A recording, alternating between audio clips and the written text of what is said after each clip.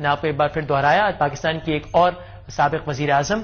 محترمہ بینظیر بھٹو بھی قاتلانہ حملے میں جاں بحق ہو گئی ہیں۔ یہ واقعہ ہوا ہے راولپنڈی کے لیاقت باغ میں جو ہی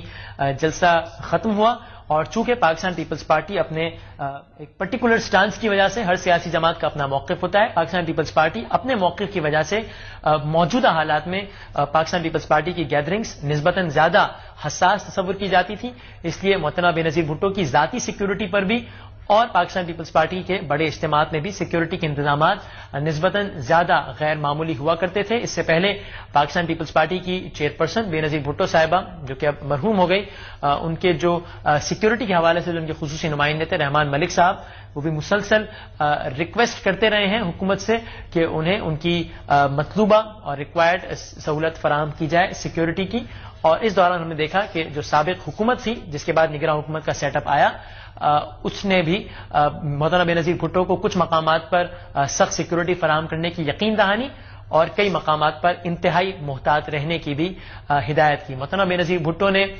کراچی میں جلسہ عام سے خطاب کرنا تھا 18 اکتوبر کو جب یہ واقعہ پیش آیا، لیکن اس کے بعد بھی انہوں نے اس عزم کا اعادہ کیا کہ وہ اپنی انتخابی مہم جاری رکھیں گی۔ انہوں نے ایسا ہی کیا اور اس کے بعد ملک کے مختلف شہروں میں انہوں نے وزٹس کیے۔ کراچی کے بعد وہ اسلام آباد بھی گئیں اور گڑھی خدا بخش میں اپنے والد کے مزار پر بھی انہوں نے حاضری دی۔ اپنے پاکستان واپسی کے کچھ دنوں بعد انہوں نے وہاں پر بھی حاضری دی، اور پھر وہ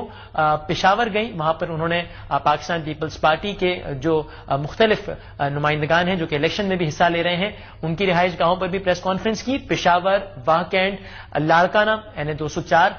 جہاں سے محترمہ بینظیر بھٹو نے الیکشن لڑنا تھا، انہوں نے مختلف مقامات سے کاغذات نامزدگی جمع کروائے، کچھ واپس بھی لیے۔ خواتین کی مخصوص نشستوں پر بھی محترمہ بینظیر بھٹو امیدوار تھیں، اور اب ظاہر ہے کہ اب اگر کوئی تبدیلی نہیں ہوتی اور عام انتخابات وقت مقررہ پر ہی ہوتے ہیں، اس بارے میں بھی کچھ بھی کہنا خاصا قبل از وقت ہے۔ جب تک کوئی باقاعدہ بیان حکومت کی جانب سے نہیں آ جاتا، مفروضوں پر مبنی کوئی بھی خبر یا افواہ ہم آپ تک ٹرانسفر کر کے ظاہر ہے یہ انتہائی نامناسب سمجھتے ہیں۔